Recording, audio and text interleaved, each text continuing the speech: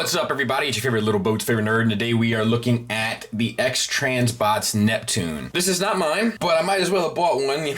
So what happened was, shout out to Billings from what used to be the entity known as Titan 1. He hit me up and asked if I'd be interested in looking at his personal copy. I said definitely, because I didn't have one lined up, so he sent one to me. But this isn't his, because shout out to Joel, he just knew I wasn't getting one, so just went ahead and shipped his as well. So I got two of these sent to me on the same day, and I got to mail both of them back. To be fair, I probably should have just bought one. At this point, it would have been like a $40 difference probably or something. So whatever, it's all good. That being said, this guy comes with a whole little baggie full of accessories. Let's go ahead and get started. So he comes with a pair of skis. We have the blue translucent on the bottom, and I think they did a good job with that. It's a smart little accessory. And then we have the skis themselves, which are just the white plastic. You can take these skis, and where these two notches are here, they'll fit around the back part of MP Bumblebee's foot. And then this part right here will go around the front. Just make sure that the curve is like lined up correctly. That'll let you know that you're the right foot for the right job, so to speak. And just do the same to the other side. He then also comes with these two water effects, and they're the same blue translucent plastic. It has these clips right here, and they will go around these notches on the side. And I'll try to show what that looks like. There's one. Let's see if we can't get the other while we're on a roll here. And there's the other. Then to complete this sort of look, you have this bit for some water skiing, and it's a real kind of string here, which is nice enough actually. And then it has a kind of cheesy clip. You can take this clip and you can, if I can get my fingers out of the way, insert it into this little spot back here. Easy for me to say. There you go.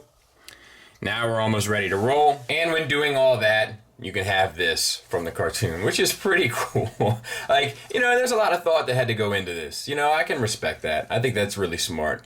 He comes with some beach fun accessories. And if you look at this, I mean, that's a white ball. That's a 1, 2, 3, 4, 5, 6 paint apps on that ball. Like, you know, I remember a time when they didn't paint anything. So I'm not going to be the one that says anything bad about that. I think that's awesome. And like, I guess it just clipped in the middle. I wonder if, well, this doesn't bother me. And then you have the kind of sand bucket and shovel, and they're painted as well.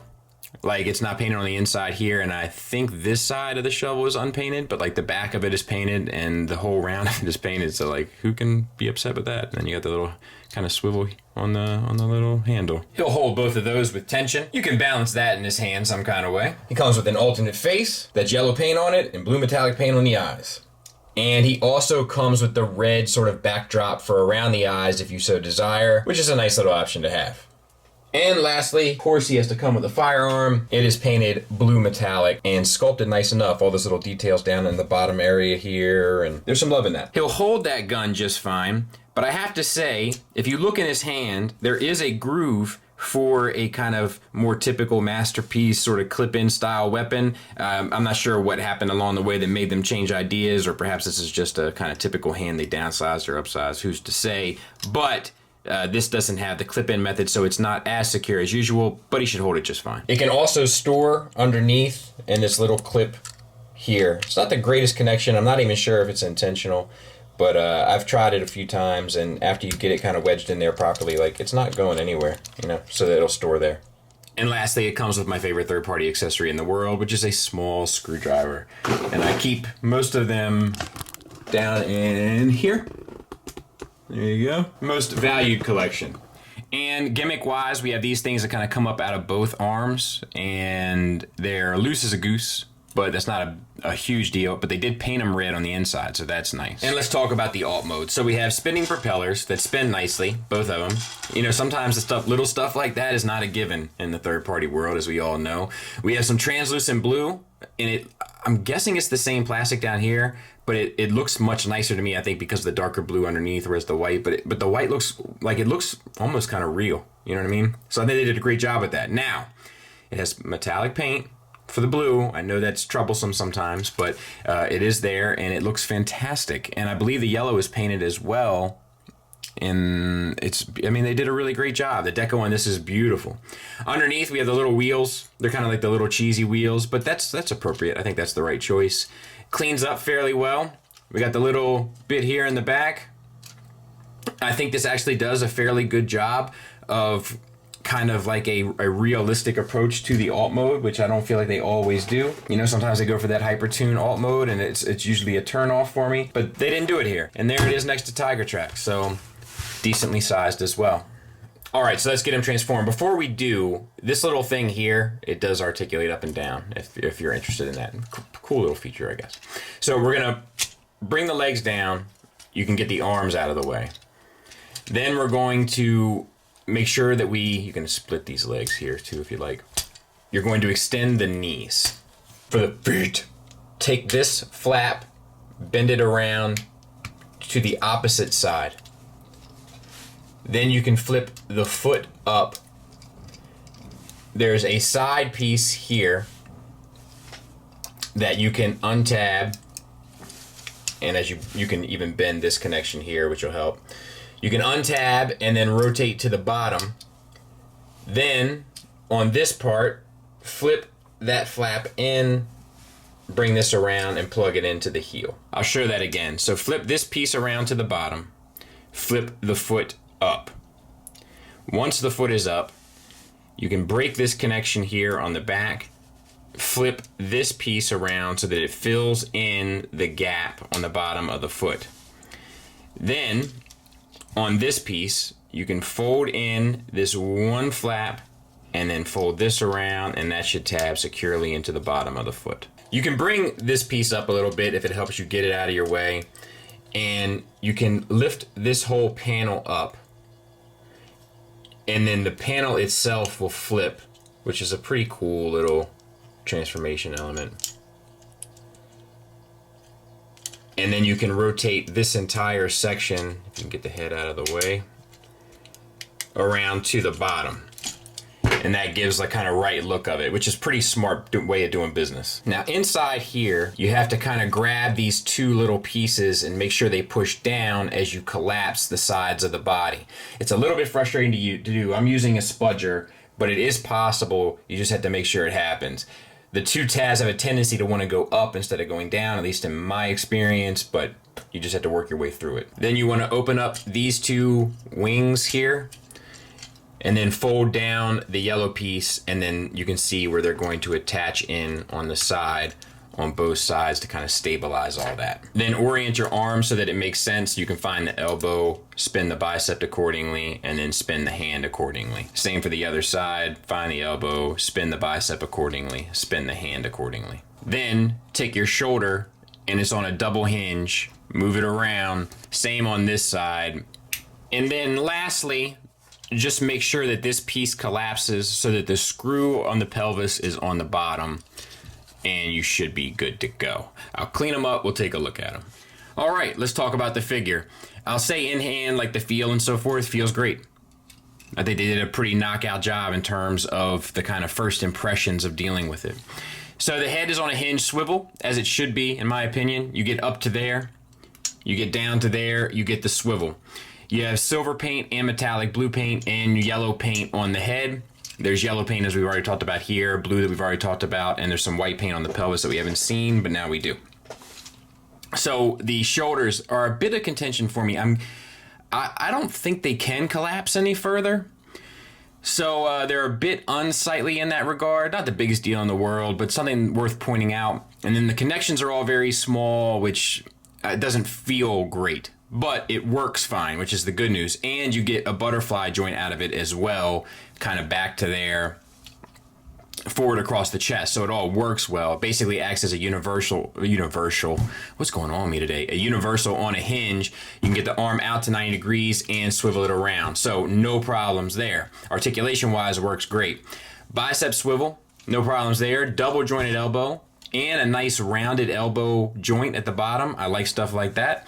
And then we have a wrist swivel, and we have fingers that are on a base pin knuckle, and they are kind of always stuck in the typewriter pose, which is kind of typical in this scale, so I don't kind of fault them as much for that.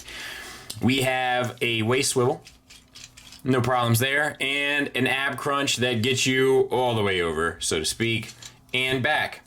So beautiful, no issues. Now, I do want to talk, because Or maybe I'm losing my mind. I thought one of these wrists were a little loose, but maybe not. Maybe not. Nah, this one maybe. But it's not terrible, so I'll walk that back. We have universals for hips. Full Van Damme. Full Monty. So no issues there. Thigh swivel. This is a tight little tolerance here. Almost impossible here. So that's not done extremely well. And then we have a knee. Gets you, it's a single hinge, gets you way past 90 degrees though, so I wouldn't say there's any issue there. Tons of die cast parts also, I'm not sure if I've mentioned that, but die cast here, die cast in the chest, die cast in the thighs, and the yellow paint over top looks good. I got a little smudge on mine. Individual results will vary. Overall, pretty well done. Ankles. We have the slightest bit of an ankle tilt up. We have a fair ankle tilt down. And a pretty amazing rocker. So no real issues there. And then there he is from the back. I'd say that's pretty clean. So all in all, a pretty well done figure, much closer to kind of their first two Stunticons than their last two Stunticons. This is kind of a good pocket for them to be in, like this build right here. See, that's a little loose there. It's like, see, I know what I'm talking about. See that? Like, it's about the tension, right? So it's a little loose here, but when you get it to a certain point, it's like an off-centered circle. Do you know what I mean? So like there, it's a good tolerance.